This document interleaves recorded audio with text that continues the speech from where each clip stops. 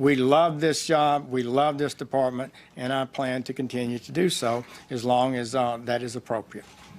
All right, that's Attorney General Jeff Sessions right there. He says he is here to stay after the president's extraordinary public criticism in the interview with the New York Times. The president's rebuke really making waves now inside the White House. One official tells CNN no one was more loyal than Sessions.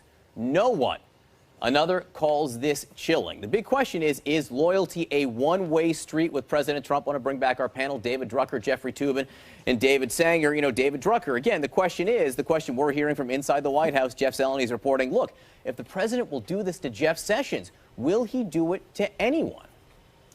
Well, anyone probably other than his close family members. I think here what is very, very interesting and important is that when you do this so publicly to a member of your administration, a cabinet official, and usually this is done third hand, so I guess you got to give the president credit here for not outsourcing this, is that you've completely undercut Jeff Sessions' power and influence, because the way politics works, especially in a West Wing, but even on Capitol Hill, is it's all about how much juice you have with the principal.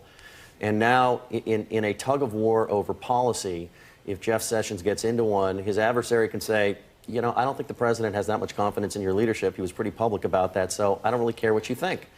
And it creates a situation where, especially if Jeff Sessions, as Attorney General, is carrying out some of the president's more prioritized initiatives, which he is, because on policy and on a lot of the key things that the president campaigned on, it's within Jeff Sessions' purview to handle these things.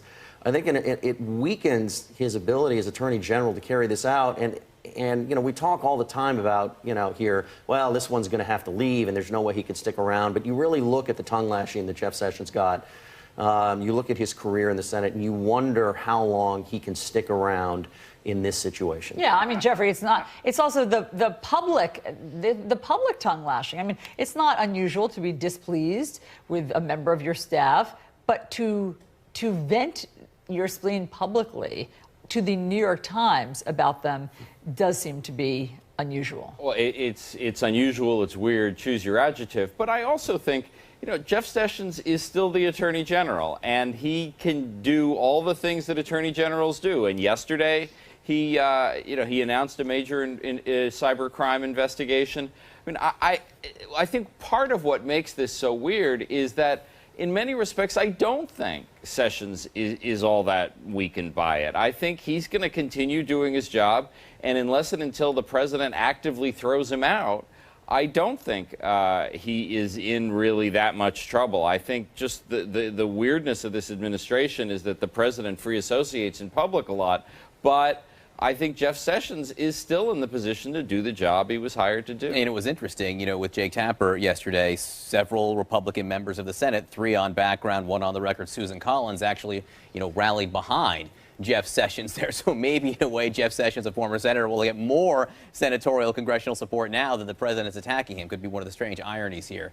You know, David Sanger, next week, speaking of Congress, you know, a lot going on up there in terms of the investigation. Jared Kushner heading up, he will talk to the Senate Intelligence Committee, not under oath, but he will speak to them behind closed doors, some staff members there. And then the Judiciary Committee waiting for a response from Donald Trump Jr. and former campaign chair Paul Manafort to see if they will testify on Wednesday. And there is this threat of a subpoena if they don't. You know, part of me cannot imagine what it would look like with Donald Trump Jr. testifying there. On the other hand, part of me can't imagine the fact that, you know, the president's son would have to receive a subpoena here.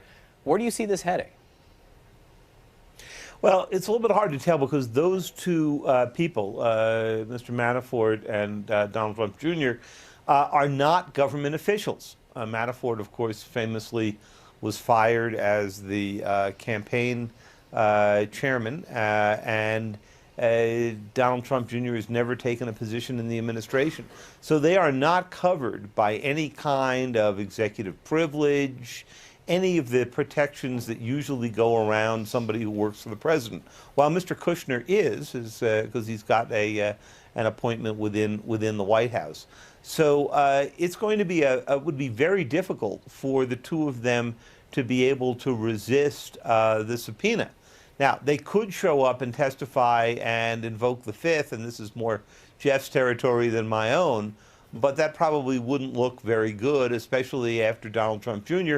has said publicly, and I think you have to believe him on this, that he's perfectly willing to cooperate with the committee and go out and explain this entire meeting. And of course, the White House has said, and Donald Trump Jr. has said, that this was entirely innocent, that even though they were there to receive what they described as dirt on Hillary Clinton, in fact, none was delivered and nothing came of the meeting and everybody went away. And that's the argument they have to be able to make in public and in private. I think Manafort in particular would be insane to testify without immunity. No lawyer in the world would advise him to testify. His finances are obviously in a focus of this investigation by Mueller.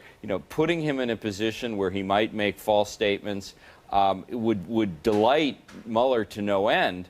I think Donald Trump Jr. has less to fear criminally, but the big beneficiary, if those two testify under oath, will be Robert Mueller, because he will have juicy new targets to investigate. And one thing I think we need to remember with these subpoenas, and this is very interesting, and my Republican sources were reminding me of this last night.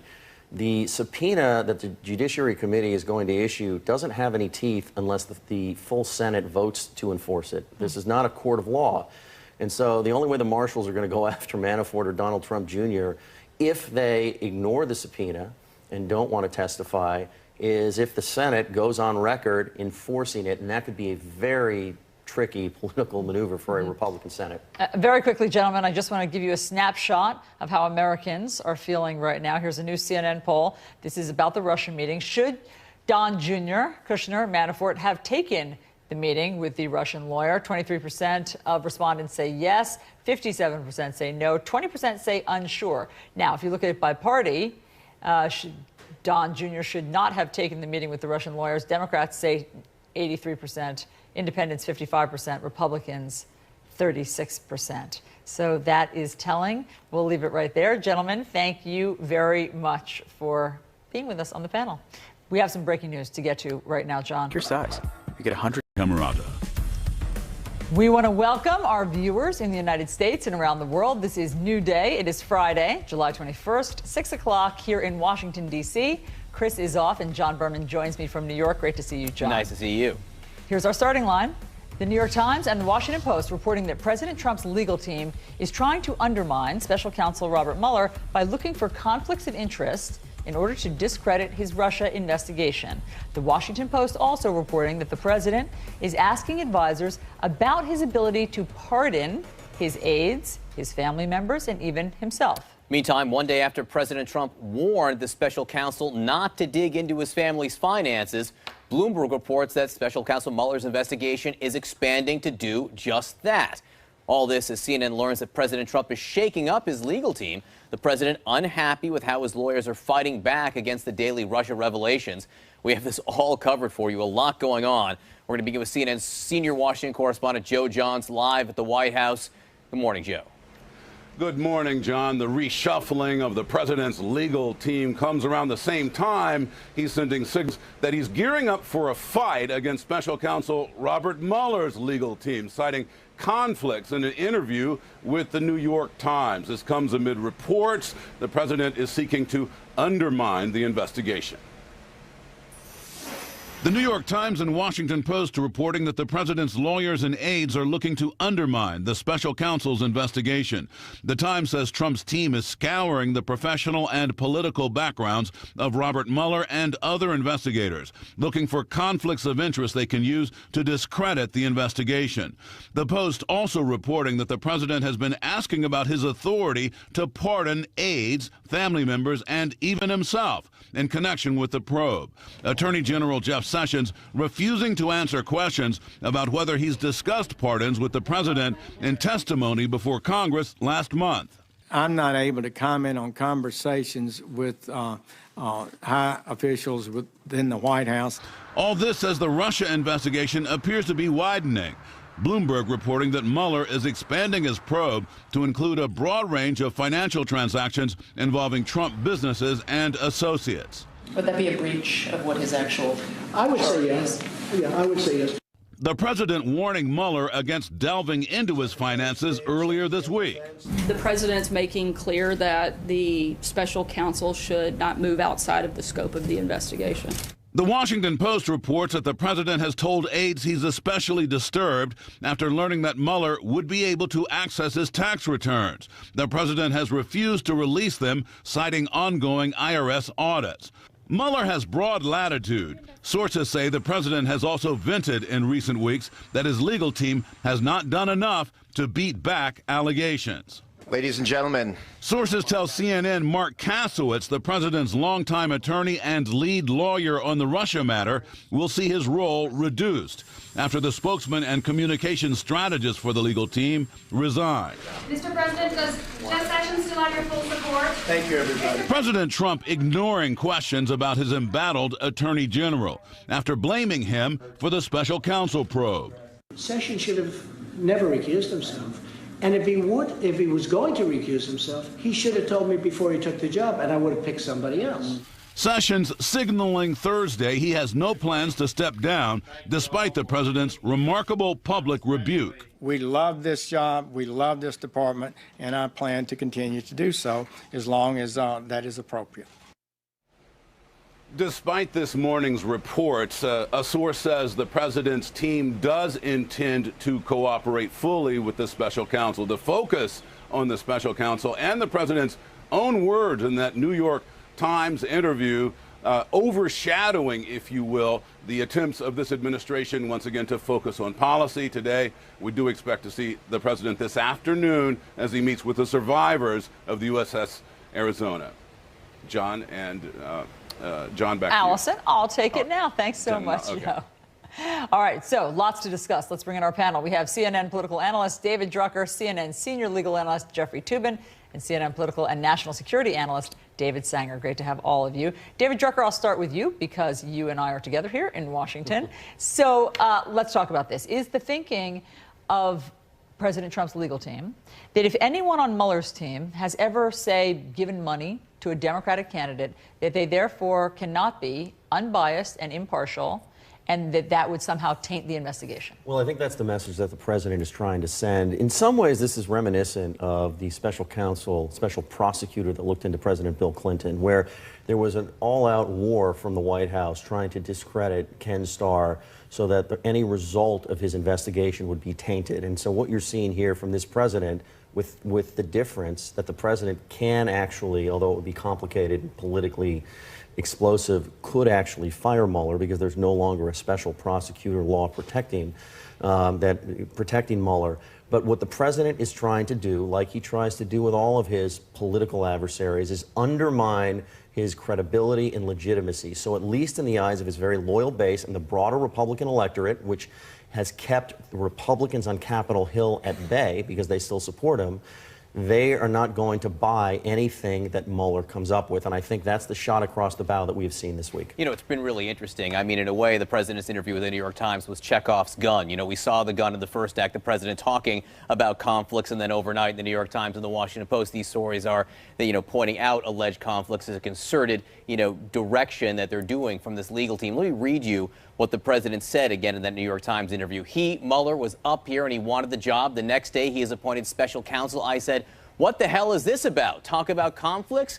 But he was interviewing for the job. There are many other conflicts that I haven't said, subtext, but may come out tomorrow night in the Washington Post and New York Times.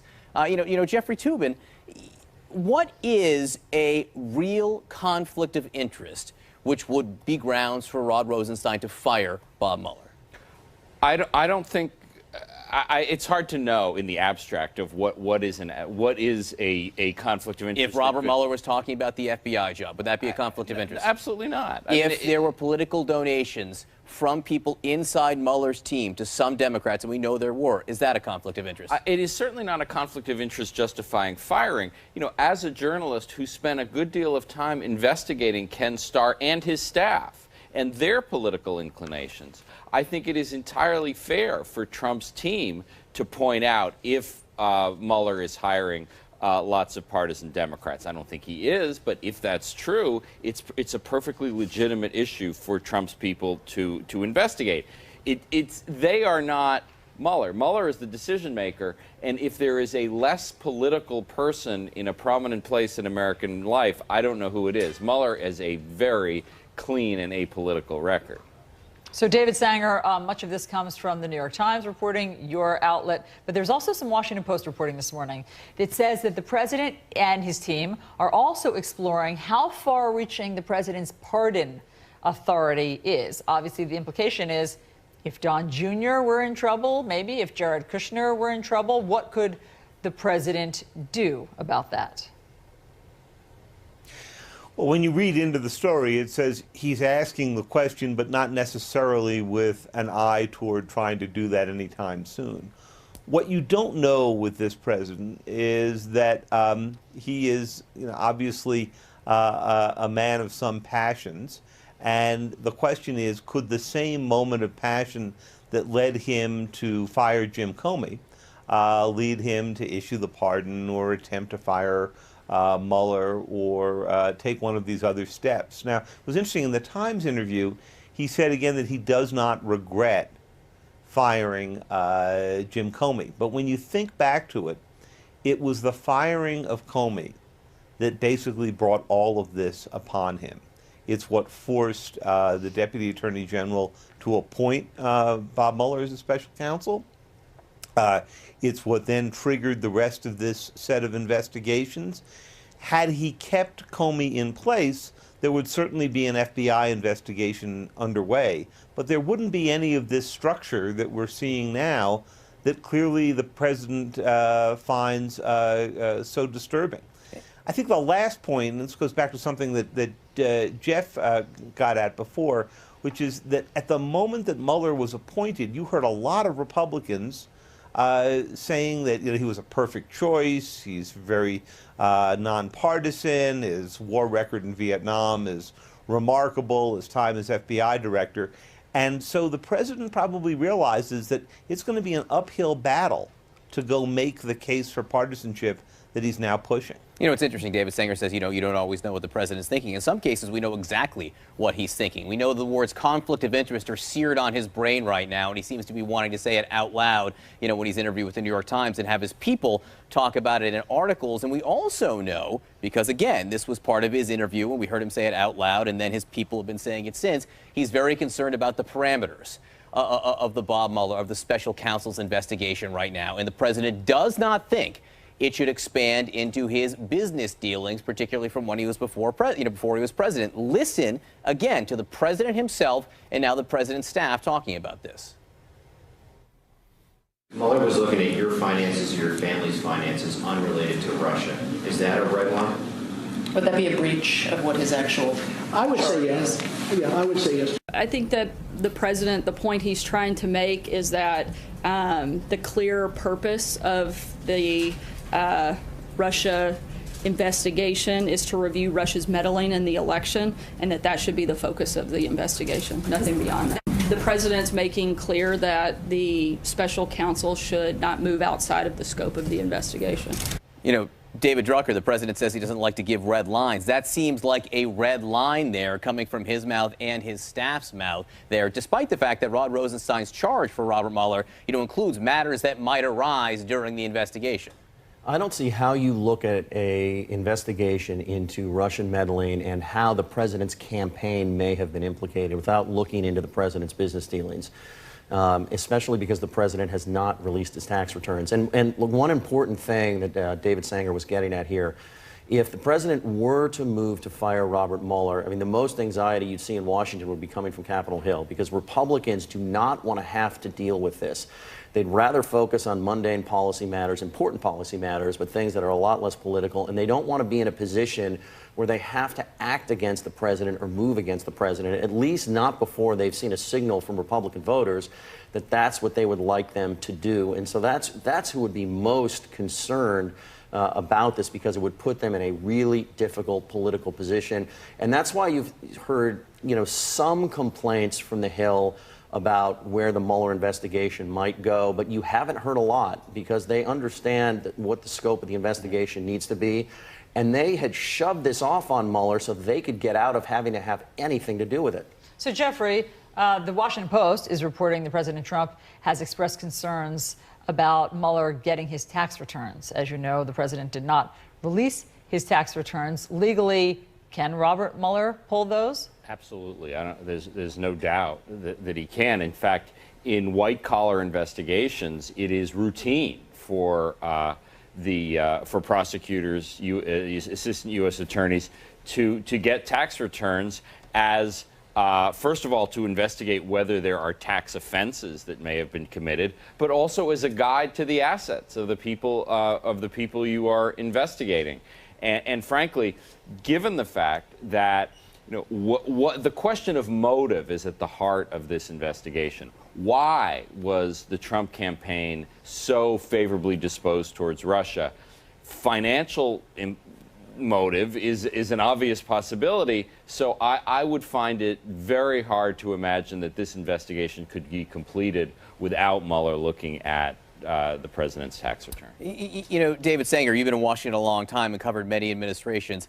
I found this week to be an astounding week from the White House in terms of their messaging. They had the health care debate, and it apparently falling apart, maybe not falling apart in the Senate. And then completely by choice, electively, the president goes to the New York Times and knifes his attorney general, raises the possibility of taking on the special counsel. And now in articles in the New York Times and the Washington Post, someone's floating the idea that the president is considering pardons. This seems to be a White House that has completely lost control of controlling any kind of message here.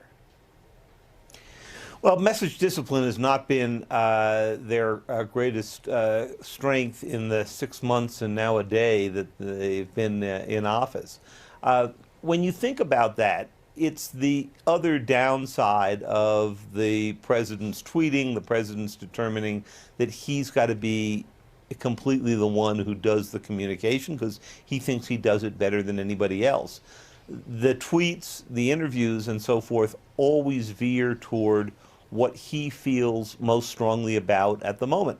And he clearly does not view it as a reaction to anything he's done, including the firing of Jim Comey, but instead he views it as an effort to conduct what he's called many times a witch hunt.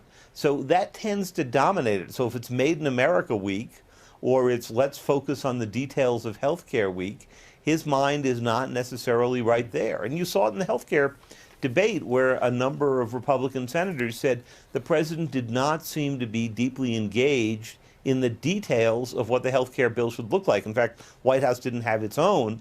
Instead, he just wanted to have a win. And you have to wonder if it doesn't look like he's going to get that, if he'll just move on to the next thing. Made in America week, when it comes to the Russia investigation, and the focus on it right now is a Made in the Oval Office week because the president has exclusively, I think, created this renewed focus over the last few days. All right, guys, stick around. President Trump's relationship with Attorney General Jeff Sessions put to the test. The Attorney General says he's not going anywhere. No one would have asked that question if not for the fact that the president gave this remarkable rebuke to the New York Times. Is loyalty a one-way street for President Trump? We discuss next. New Day, brought to you by Dunkirk from Warner Brothers Pictures. Written and directed by Christopher Nolan. Dunkirk, now playing. Romans, it is Friday morning. Nice to word, have you Friday. here. Dave has the Good to day see you. off, but I get Miguel for the next half hour. 5:30 in the East. Up first, explosive new reporting this morning. The president's lawyers are looking for ways to undermine the Russia investigation by Special Counsel Robert Mueller. The Washington Post and the New York Times report attorneys and aides are scouring the backgrounds of Mueller and his staff, searching for conflicts of interest they can use to undercut the Russia probe. Papers cite several sources familiar with this research effort. Now, the Washington Post reporting the president is asked about his power to pardon aides, family members, even himself. One advisor told the Post the president was simply curious about the reach of his pardoning authority. This follows the president's earlier attacks on Mueller and other officials connected to the Russia investigation. Now, with all that in mind, the president is reshuffling the legal team charged with helping him navigate the Russia probe. Two sources tell CNN the president's longtime personal attorney, Mark Kasowitz, will see his role as lead lawyer on the Russia investigation diminish. Now, veteran Washington attorney John Dowd and another Trump lawyer, Jay Sekulow, will take the lead as the president's personal attorneys on the Russia inquiry. Sources say by working outside the White House, Dowd and Sekulo's dealings with the president will be protected by the same attorney-client privilege afforded all U.S. citizens. Inside the White House, Attorney Ty Cobb will take the lead on legal and communication strategy for Russia. He'll be effectively replacing communications strategist Mark Corallo, who resigned on Thursday. All right, let's break all of these new developments down this morning. Political economist Greg Valliere is here, chief strategist at Horizon Investments, and part of his job is to look at what's happening inside the Beltway and what's happening, in global markets and figure out what each means for the other. So he's deeply sourced here for us. Glad to have you here this morning. I want you to listen to something that yesterday we heard from Sarah Huckabee Sanders, one of the president's spokeswomen, about the special counsel and the scope of the investigation in particular. I think that the president, the point he's trying to make is that the clear purpose of the Russia investigation is to review Russia's meddling in the election, and that should be the focus of the investigation, nothing beyond that. The president's making clear that the special counsel should not move outside of the scope of the investigation. Greg, I want to quote something that was in the Washington Post that I think is fascinating about his tax returns in particular, and I think they relate here. Trump has been fuming about the probe in recent weeks as he has been informed about the legal questions that he and his family could face. He has told aides he was especially disturbed after learning Mueller would be able to access several years of his tax returns. The president has Russia fever. He blames the press for making this about nothing, but he has Russia fever here. Christine, he almost single-handedly is keeping the story alive. He reignited this firestorm with the New York Times 2 or 3 days ago in the interview. Unfortunately for him, he cannot pick and choose what gets investigated. That's up to Mueller. And I do think that there's something about Trump's tax returns that gets him extremely agitated. I don't think it's that he didn't pay any taxes. I think we all know that. I think his tax returns list sources where he has money, where he owes money. And I think some of those sources are in Russia. It seems so simple. The more you tell the cop, don't look in the basement, the more the cop wants to look in the basement. It's absolutely bizarre. And any investigator, follow the money is rule number one of any investigation. Follow the money, right? Indeed. In that New York Times article and wide-ranging interview you mentioned, he didn't exactly express his love for the Attorney General who has been with him, Jeff Sessions, through thick and thin, very early on his campaign. Basically said he wouldn't have picked him if he knew that he was going to recuse himself from Russia. Here's what Jeff Sessions had to say about that. I have the honor of serving as Attorney General. It's something that goes beyond any thought I would have ever had for myself. We love this job, we love this department, and I plan to continue to do so as long as that is appropriate. As long as it's appropriate. Right. Reading the tea leaves even from this distance, it doesn't sound exactly like confidence. No, Miguel, and I would say that when it comes to Sessions, this is still another example of how a lot of quality people don't want to go to work in this administration. Because if the president is willing to throw Sessions under the bus, what does that say about other people who may decide maybe it's not worth my while to join this group? There are some Republicans who have been telling me that while all this is happening, there's real work being done behind the scenes. That Stephen Mnuchin is moving forward on plans for tax reform. That Paul Ryan is working on, with House Republicans on their budget proposal or their budget that they've actually, the committee has already passed. Well, is that true? Is there work being done? And do you see the president's policy agenda slowly moving forward, or is all of this noise slowing his policy agenda? I think the agenda is moving a bit on taxes, maybe in spite of him rather than because of him. But I do think that there's some real progress being made by Mnuchin, Congressman Brady, head of the Ways and Means Committee, Paul Ryan. I do think that we'll get a tax outline this fall and we'll see progress there. Unfortunately for them, they first have to get some budget issues resolved, and that could be almost as contentious as the health care stuff. Greg, we've seen these theme weeks. This week is Made in America week. And sometimes, they have these like nice events where they can promote something. You know, they promoted this new injectable glass thing yesterday, which is fair. It's going to be 4,000 jobs. You know, that's legit. Yet on the same day, Mar-a-Lago and another and a golf course in Jupiter, Florida, owned by the Trump family, they're filing for more foreign workers. So the buy American, hire American, except if you're one of my companies. Does that stuff undermine his message? It does. I think that it's really hard for him to stay on message. That's one of the problems. But I should say for the markets, you made a really good point. I think there's some progress being made behind the scenes. I think there's a very pro-business climate here in Washington. The economic fundamentals are really quite excellent right now. So there are a lot of positives for the markets. The one thing that I think could really unnerve the markets is if it started to look like tax reform was dead. We're not there yet. I think we'll get a tax bill, but chances of a big tax bill have diminished over the last month or so. 3 months till open enrollment also for Obamacare. And don't know what's happening and midterms there. coming up and healthcare not happening, so you're not going to have all those savings that they were counting on from healthcare. It looks like whatever they were going to do on tax reform is going to be a heck of a lot smaller than they were imagining just a few months ago. That's right. Yep. All right. Greg Valliere, have a great weekend. Thank you. All right. Thanks for You stopping too. by this morning.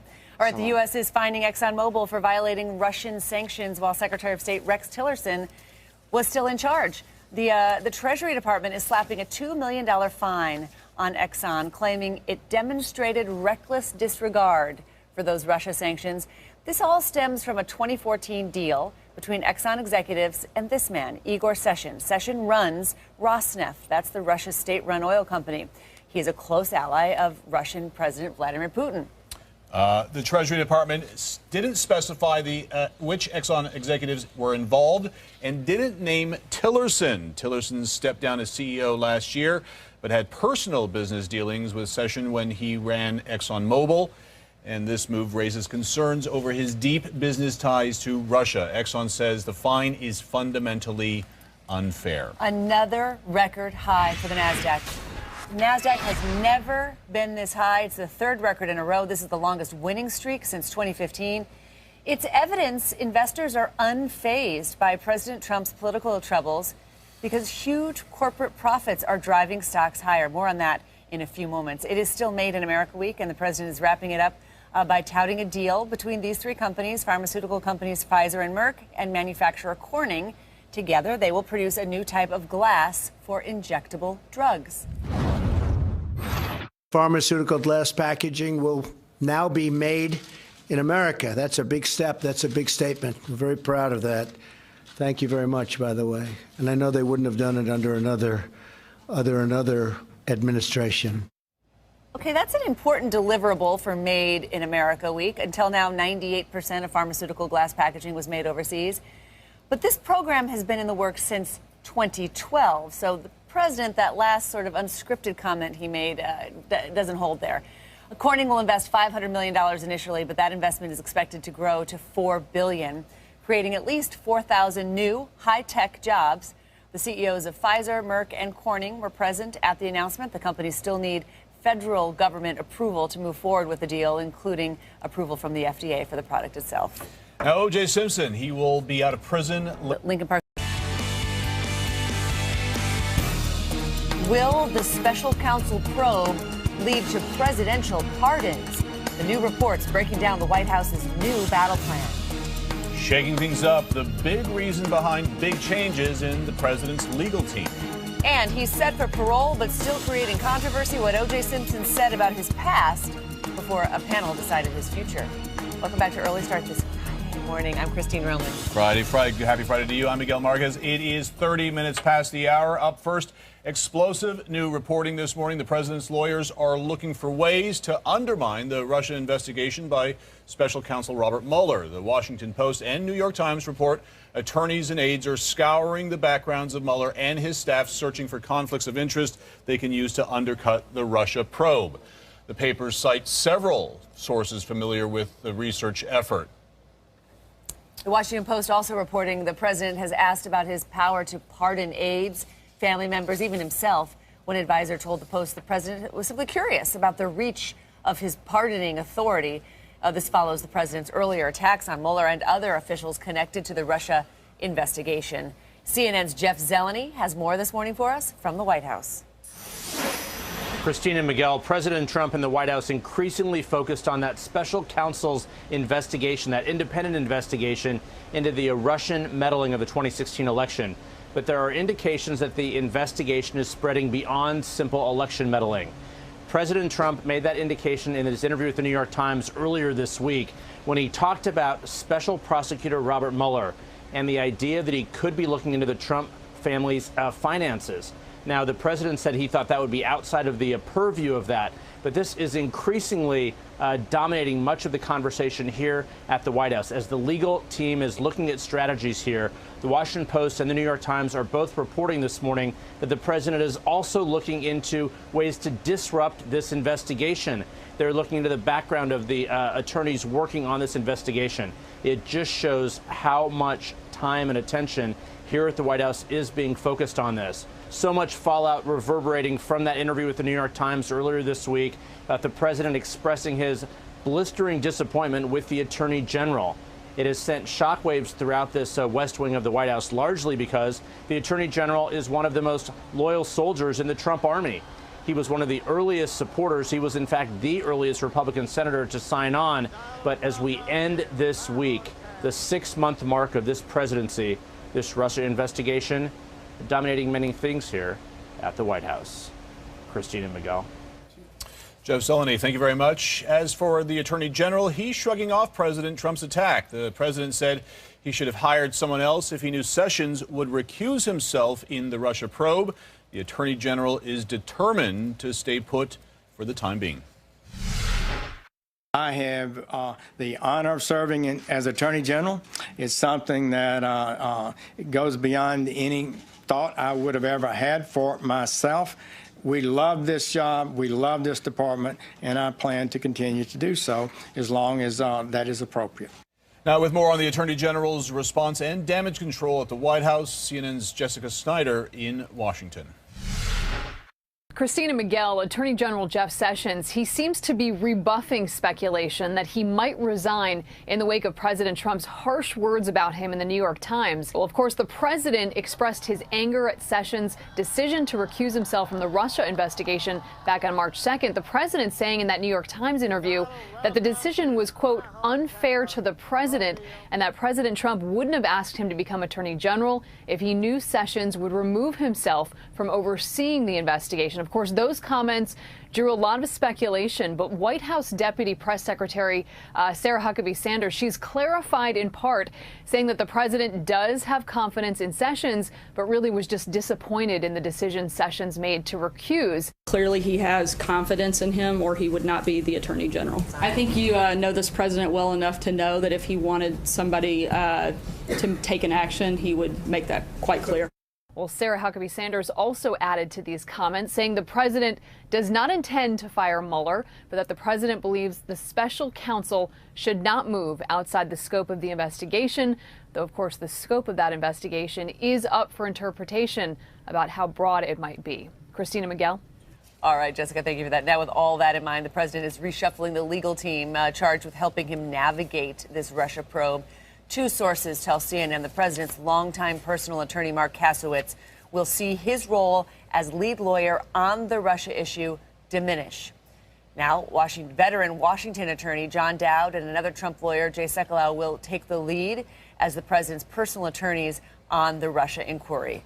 The sources say that by working outside the White House, Dowd and Sekulow's dealings with the president will be protected by the same attorney-client privilege afforded all U.S. citizens.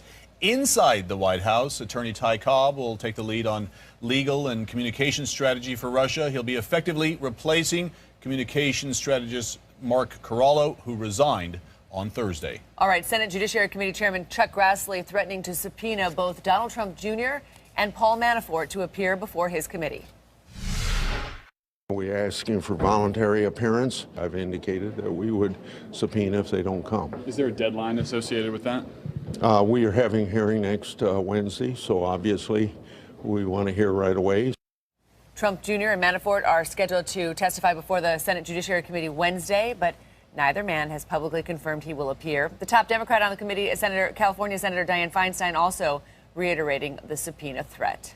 Now, we're also learning this morning Jared Kushner's closed-door session with the Senate Intel Committee next week will be with staff. It's not clear yet when he'll meet with senators themselves. This is now being called an interview, not testimony. Meantime, CNN has exclusively learned Jared Kushner's status as a top aide to President Trump still being used to lure Chinese investors to his family's New Jersey development.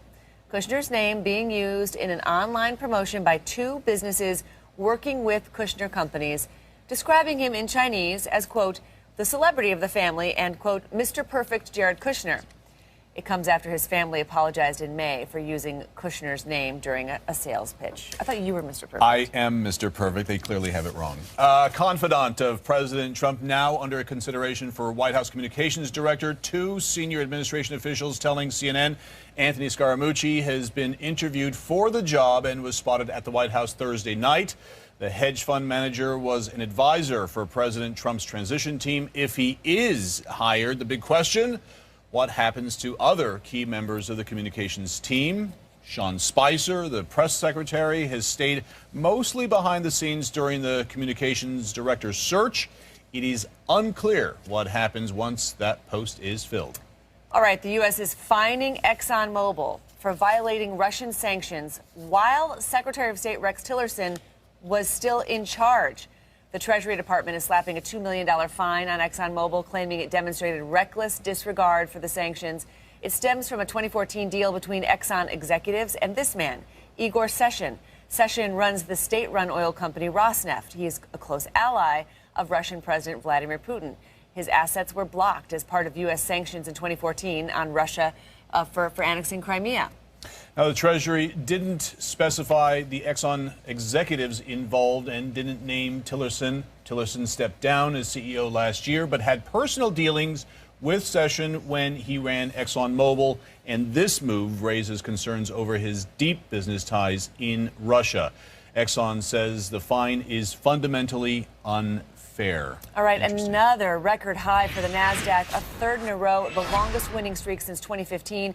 It is evidence investors are unfazed by President Trump's political troubles, higher corporate profits, and a strong earnings season. More on this in a few moments, but a stunning string of record highs in the stock market. It is still Made in America week, and the president is wrapping it up by touting a deal between these three companies, pharmaceutical companies Pfizer and Merck, and manufacturer Corning. Together, they will produce a new type of glass for injectable drugs.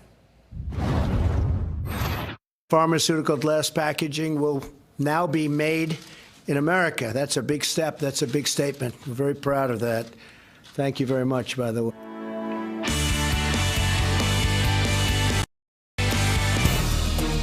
New this morning reports the president's legal team is looking to undercut the special counsel on Russia. It could set up a major conflict between the White House and Robert Mueller.